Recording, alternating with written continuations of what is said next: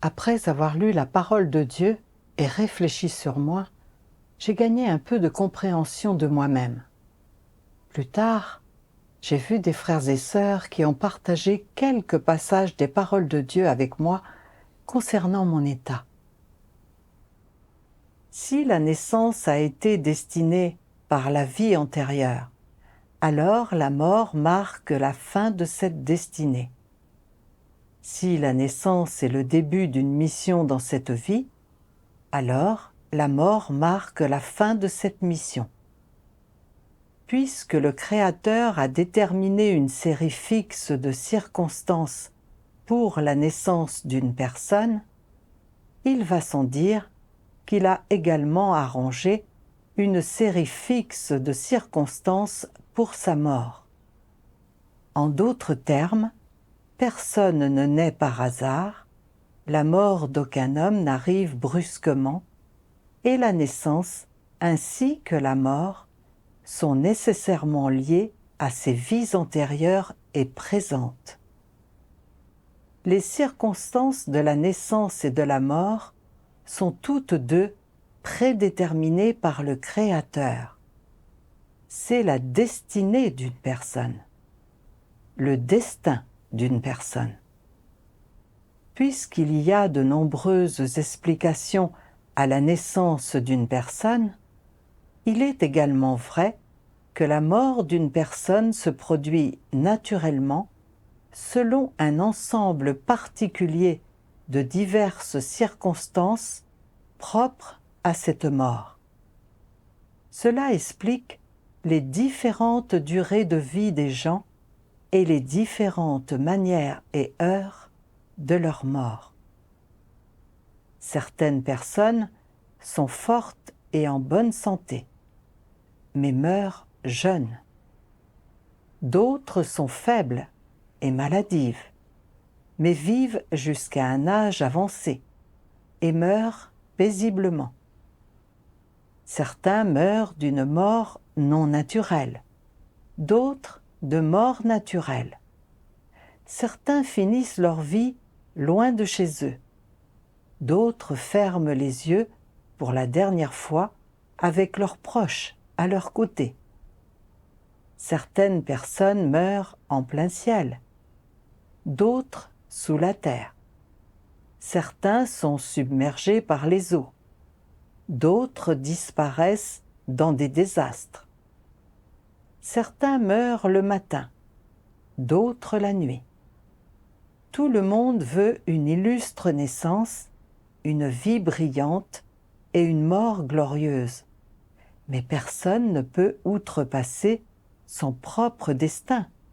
Personne ne peut échapper à la souveraineté du Créateur. C'est le destin humain. L'homme peut faire toutes sortes de plans pour son avenir, mais personne ne peut prévoir la manière et le moment de sa naissance et de son départ de ce monde. Bien que les gens fassent de leur mieux pour éviter l'arrivée de la mort et y résister, à leur insu, la mort s'approche quand même tout doucement. Personne ne sait quand et comment il mourra, encore moins le lieu de sa mort. De toute évidence, le pouvoir de vie et de mort ne relève pas de l'humanité ni d'un être du monde naturel, mais du Créateur, dont l'autorité est unique. La vie et la mort de l'humanité ne sont pas le produit d'une loi du monde naturel, mais une conséquence de la souveraineté de l'autorité du Créateur. Dans cette vie, les gens n'ont qu'un temps limité pour passer de la compréhension des choses à l'obtention de cette opportunité, à la possession de cette qualité et à la satisfaction des conditions pour s'engager dans un dialogue avec le Créateur, afin d'atteindre une véritable compréhension, connaissance et vénération du Créateur et de suivre le chemin de la crainte de Dieu et de l'éloignement du mal. Si maintenant tu veux que Dieu t'emmène rapidement, alors tu n'es pas responsable de ta propre vie. Pour être responsable, tu dois travailler plus dur afin de te doter de la vérité, de réfléchir davantage sur toi-même lorsqu'il t'arrive des choses et de compenser rapidement tes propres lacunes. Tu dois arriver à pratiquer la vérité, à agir conformément aux principes, à entrer dans la réalité de la vérité, à en savoir plus sur Dieu, à pouvoir connaître et comprendre la volonté de Dieu et à ne pas vivre ta vie en vain. Tu dois arriver à savoir où se trouve le Créateur, quelle est sa volonté et comment le Créateur exprime sa joie, sa colère, son chagrin et son bonheur, même si tu ne peux pas parvenir à une conscience plus profonde, ni à une connaissance complète. Tu dois au moins posséder une compréhension de base de Dieu. Ne jamais trahir Dieu. Être fondamentalement en harmonie avec Dieu. Faire preuve de considération envers Dieu. Offrir une consolation fondamentale à Dieu et faire ce qui est approprié et fondamentalement réalisable pour un être créé. Ce ne sont pas des choses faciles. Dans le processus d'accomplissement de leurs devoirs, les gens peuvent progressivement se connaître eux-mêmes et ainsi connaître Dieu. Ce processus est en fait une interaction entre le Créateur et les êtres créés, et ce doit être un processus qui mérite d'être rappelé tout au long de sa vie. Ce processus est quelque chose que les gens doivent pouvoir apprécier, plutôt qu'un processus douloureux et difficile. Par conséquent, les gens devraient chérir les jours et les nuits, les années et les mois passés à remplir leurs devoirs. Ils devraient chérir cette phase de la vie et ne devraient pas la considérer comme une charge ou un fardeau. Ils devraient savourer et acquérir une connaissance expérientielle de cette étape de leur vie. Alors, ils atteindront une compréhension de la vérité et vivront l'apparence d'un être humain, posséderont un cœur qui craint Dieu et feront de moins en moins le mal. Tu comprends une grande partie de la vérité. Tu ne fais pas des choses qui affligent ou irritent Dieu. Lorsque tu te présentes devant Dieu, tu as le sentiment que Dieu ne te hait plus. C'est merveilleux. Une fois que quelqu'un y est parvenu, ne serait-il pas en paix, même s'il devait mourir? Alors, que se passe-t-il chez ces gens qui supplient de mourir maintenant? Ils veulent juste s'échapper et ne veulent pas souffrir. Ils veulent juste une fin rapide à cette vie, afin qu'ils puissent aller faire leur rapport à Dieu. Tu veux rendre compte à Dieu, mais Dieu ne veut pas encore de toi. Pourquoi ferais-tu un rapport à Dieu avant même qu'il ne t'appelle? Ne viens pas te présenter avant ton heure. Ce n'est pas une bonne chose. Si tu vis une vie qui a du sens et qui est précieuse, et que Dieu te tient à distance, c'est une chose merveilleuse. Après avoir lu ces deux passages des paroles de Dieu, la pierre qui s'était logée dans mon cœur est finalement tombée par terre. et mon cœur s'est considérablement éclairci. Auparavant, j'avais pensé que, puisque mon mari avait été croyant pendant des années, qu'il avait suivi Dieu de tout son cœur et qu'il ne lui avait rien reproché, même au seuil de la mort, Dieu n'aurait pas dû le laisser mourir aussitôt. Il aurait dû le laisser vivre pour nous permettre d'entrer ensemble dans le royaume et d'avoir une bonne destination et une bonne fin. C'était pour cette raison que je n'avais pu lâcher prise face à sa mort et que mon cœur avait été plein de reproches et d'incompréhension à l'égard de Dieu.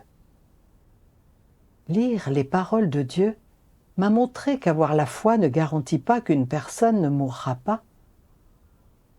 La naissance, la vieillesse, la maladie et la mort sont des choses que personne ne peut éviter.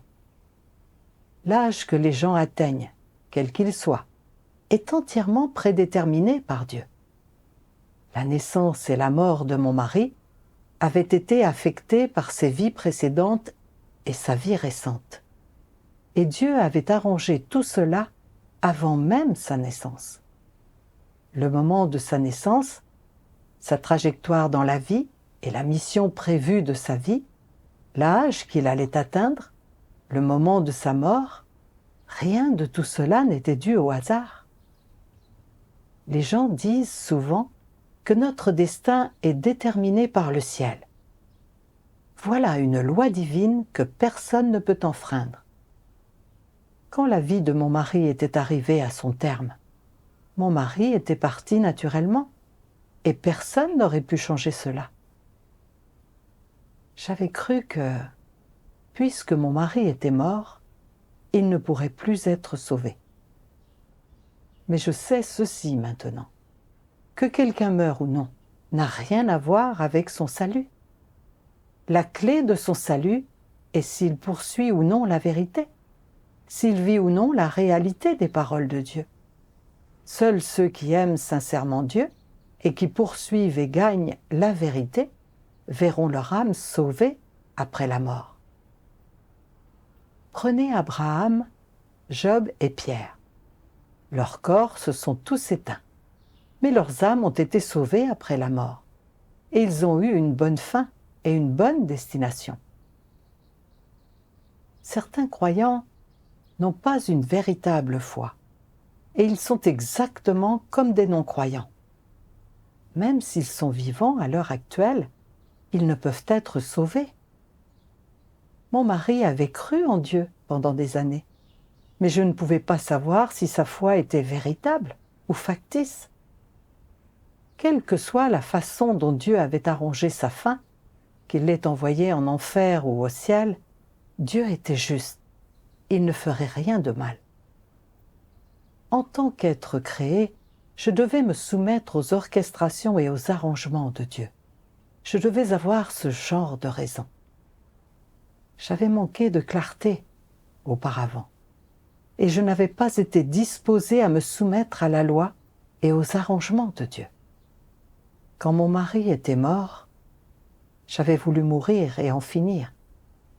Mais désormais, je comprenais que la mort de mon mari avait été ordonnée par Dieu et qu'il l'avait autorisée. De plus, vouloir mourir, c'était défier Dieu. Ce n'était pas se soumettre à lui, c'était se rebeller contre lui. La mort de mon mari avait provoqué ma souffrance et ma détresse. Mais derrière cette mort se cachait la bonne volonté de Dieu. D'abord, cette mort avait exposé ma corruption et elle avait pu purifier ma tendance à vouloir conclure des marchés avec Dieu en échange de bénédictions. Elle m'avait également aidé à connaître le tempérament juste de Dieu. Il s'agissait là de l'amour et du salut de Dieu. Dieu me permettait de continuer à vivre à mon âge avancé. Je devais chérir ce moment et poursuivre assidûment la vérité dans l'environnement que Dieu avait arrangé, pour comprendre ma corruption et l'œuvre de Dieu, pour parvenir à me soumettre à Dieu et à l'adorer, et cesser de me rebeller contre lui et de le blesser. Quoi que Dieu fasse à l'avenir, quel que soit l'environnement qu'il arrange, je devais l'écouter, vivre ma vie correctement, diffuser l'Évangile et rendre témoignage à Dieu, vivre pour faire le devoir d'un être créé et me soumettre à la loi et aux arrangements de Dieu. Je ne pouvais pas décevoir ses bonnes intentions. Je devais cesser de penser à mettre fin à mes jours. Alors j'ai prié Dieu avec sincérité. Mon Dieu, je ne veux pas la grâce ou des bénédictions. Il me manque la vérité. Alors je ne demande rien d'autre, juste la vérité. J'ai un tempérament corrompu, satanique, et j'ai besoin de ton jugement et de ton châtiment pour être surveillé et ne pas agir de manière indisciplinée.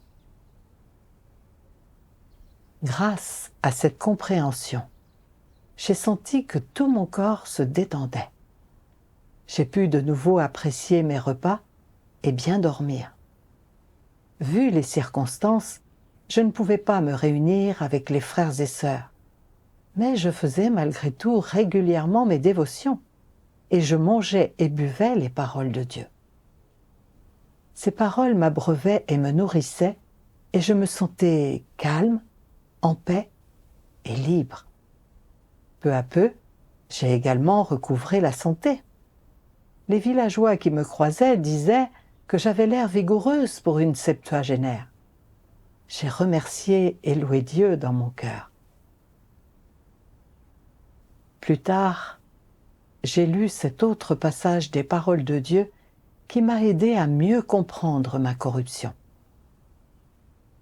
Dieu Tout-Puissant dit : peu importe toutes les choses qui peuvent lui arriver, l'Antéchrist est un type de personne qui n'essaie jamais de les aborder en recherchant la vérité dans les paroles de Dieu, et qui essaie encore moins de voir les choses à travers les paroles de Dieu, ce qui est entièrement dû au fait qu'il ne croit pas que chaque ligne des paroles de Dieu est la vérité.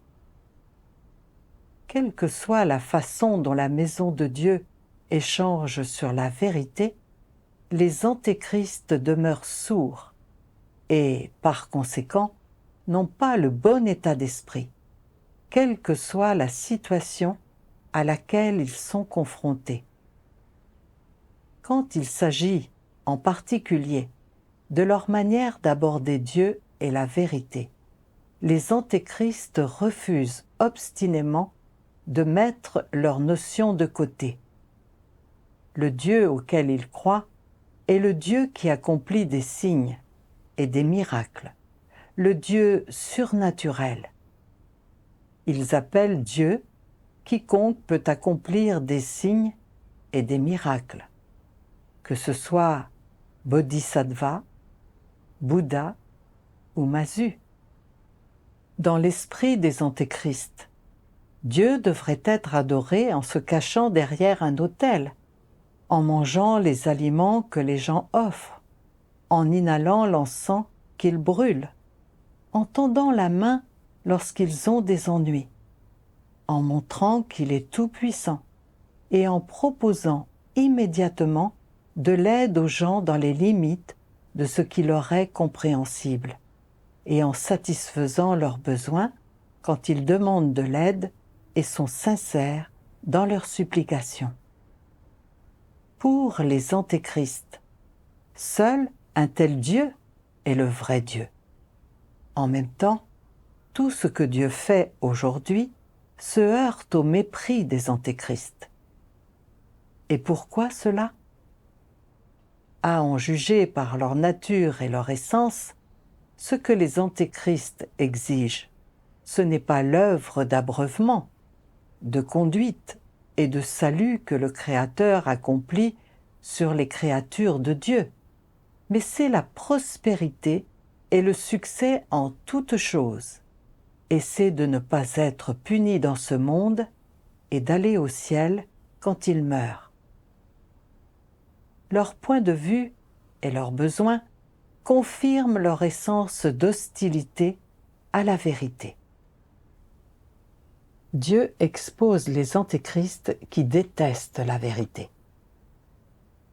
Ils ont beau manger et boire les paroles de Dieu pendant des années. Ils ne considèrent jamais rien selon les paroles de Dieu. Ils croient en Dieu, mais ne poursuivent pas la vérité. Ils veulent seulement des miracles. Ils exigent constamment que le Dieu qu'ils ont dans le cœur résolve leurs problèmes et qu'il leur donne ce qu'ils veulent, que tout tourne en leur faveur dans cette vie et qu'ils vivent à jamais dans la suivante. Leur foi vise uniquement des bénédictions. Mon point de vue sur la poursuite dans ma foi était exactement le même que celui d'un antéchrist. J'adorais Dieu comme s'il était une idole. D'habitude, quand mon mari et moi rencontrions une difficulté ou avions un problème de santé, je disais une prière en demandant à Dieu de veiller sur nous et de résoudre nos problèmes. Je pensais que Dieu devait nous donner tout ce dont nous avions besoin, qu'il devait répondre à nos moindres exigences. Voilà ce qu'était Dieu dans mon esprit. Quand j'exploitais Dieu pour qu'il réponde à mes exigences, n'était-ce pas là le tromper et le blasphémer? Et nous ne sommes plus à l'ère de la grâce. Donc Dieu ne fait pas l'œuvre consistant à guérir les malades et à chasser les démons. Son œuvre actuelle est celle du jugement et du châtiment. Elle vise à résoudre les tempéraments corrompus de l'humanité, à nous sauver de l'influence de Satan. Mais je n'aimais pas la vérité et je ne chérissais pas l'œuvre de Dieu. Je me contentais de continuer à exiger grâce et bénédiction de Dieu. Par essence, j'étais une non-croyante. J'avais suivi Dieu pendant des années, profitant de tant d'abreuvements et de nourriture de ses paroles. Mais je n'avais pas poursuivi la vérité, ni essayé de rendre à Dieu son amour. J'avais même eu des exigences déraisonnables à l'égard de Dieu. Ce genre de poursuite de ma part, c'était être une ennemie de Dieu. Et j'aurais certainement fini par être punie par Dieu. Comprendre cela m'a effrayée. Je ne voulais pas continuer à suivre ce mauvais chemin. Je voulais me confesser et me repentir.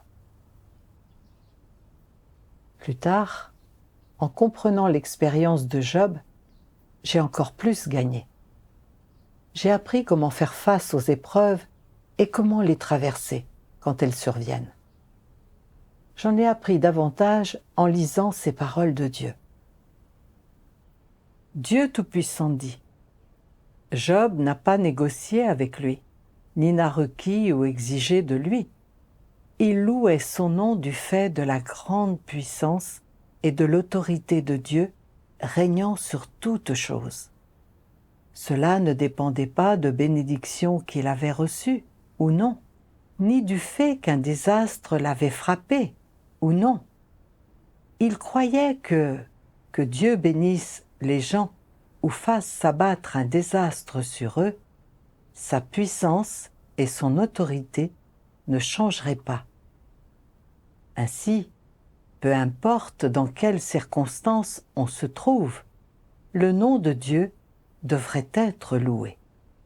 Si l'homme est béni par Dieu, c'est grâce à sa souveraineté. Quand le désastre frappe l'homme, c'est aussi du fait de sa souveraineté. La puissance et l'autorité de Dieu dominent et arrangent tout ce qui concerne l'homme. Les impondérables du sort de l'homme sont la manifestation de sa puissance et de son autorité.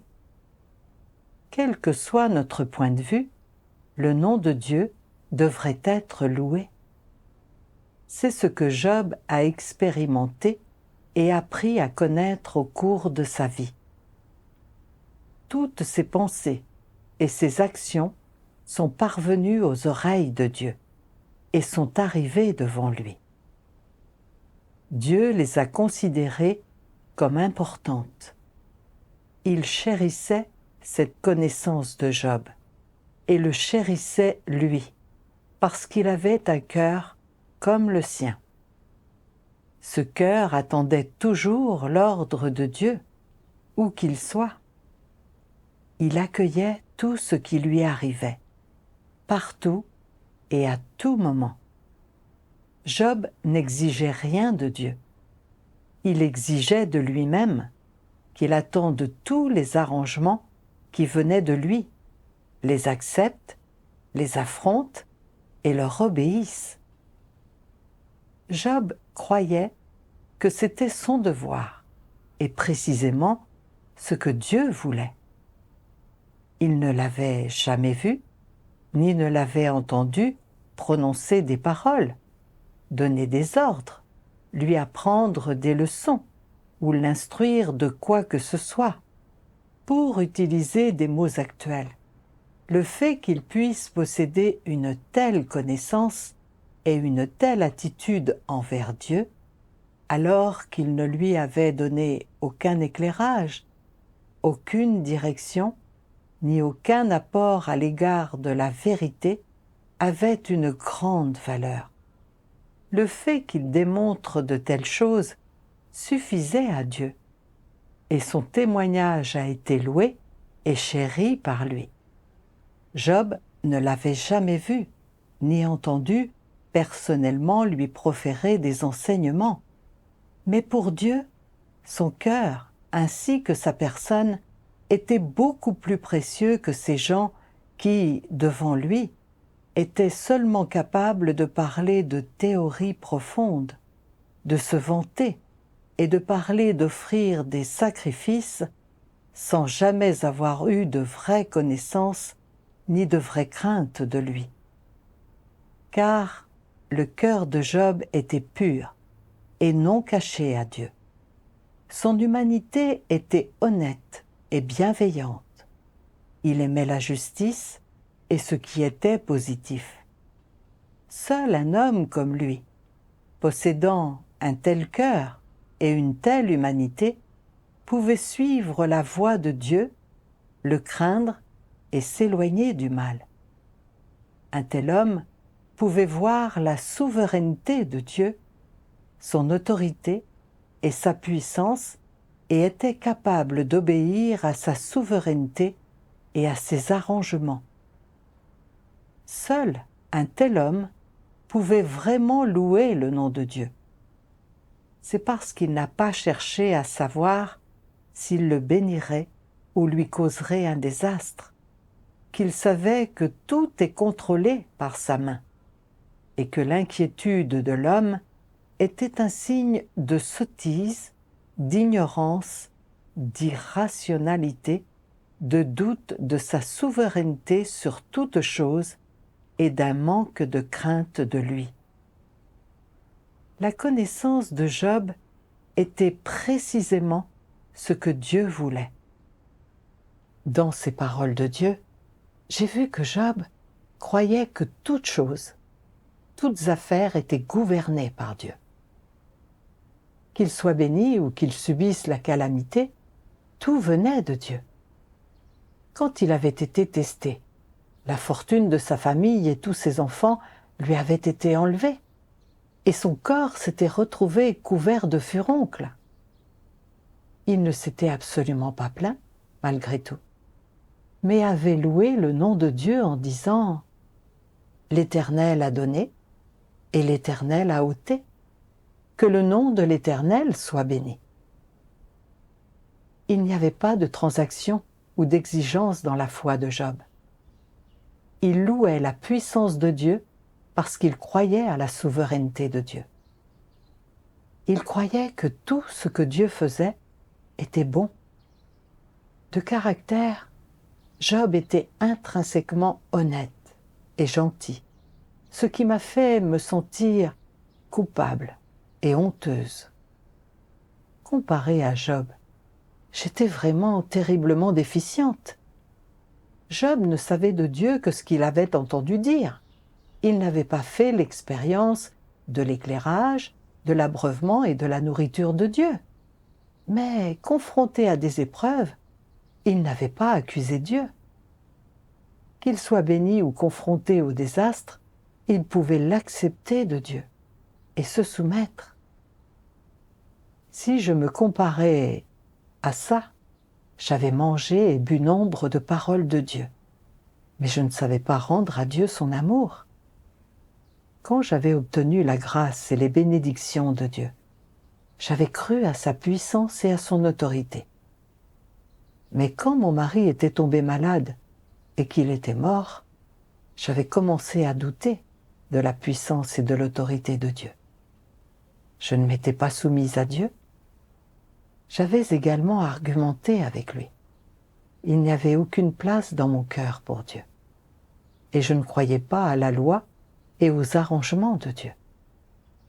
J'ai compris que mon éloge de l'autorité et de la puissance de Dieu était basé sur mon évaluation de mes propres bénédictions et calamités. J'étais incapable de me soumettre inconditionnellement à la loi et aux arrangements de Dieu. Quand une difficulté survenait, j'argumentais avec Dieu et même je résistais et je faisais des histoires. Comparé à Job, je n'avais pas la moindre humanité ou raison. J'étais dégoûtante et odieuse pour Dieu. Je n'ai plus voulu le blesser. J'ai juré que quelle que soit la situation que Dieu arrangerait par la suite, que je sois bénie ou que le malheur me frappe, je suivrai l'exemple de Job et ne marchanderai plus jamais avec Dieu, en me soumettant pleinement à sa loi et à ses arrangements. Même si je ne gagnais pas la vérité et si j'étais bannie, en fin de compte, je ne me plaindrais pas.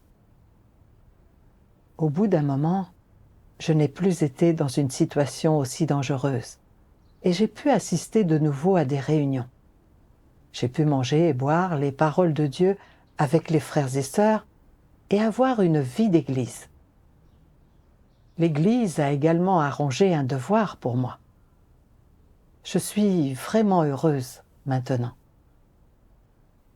La mort de mon mari a révélé un grand pan de ma propre rébellion. Le jugement et les révélations des paroles de Dieu m'ont permis de voir ma propre poursuite méprisable des bénédictions dans ma foi. J'ai cessé de consacrer mes efforts à ce chemin erroné. En outre, j'en suis venue à comprendre que mon mari était mort parce que sa vie était arrivée à son terme. Faire face à cela de manière appropriée signifie que ce n'est plus douloureux pour moi. Ce que je dois faire maintenant, c'est poursuivre assidûment la vérité et parvenir à un changement de tempérament. Que je sois bénie ou frappée par le malheur, je dois écouter les paroles de Dieu et me soumettre à sa loi et à ses arrangements. Dieu soit loué.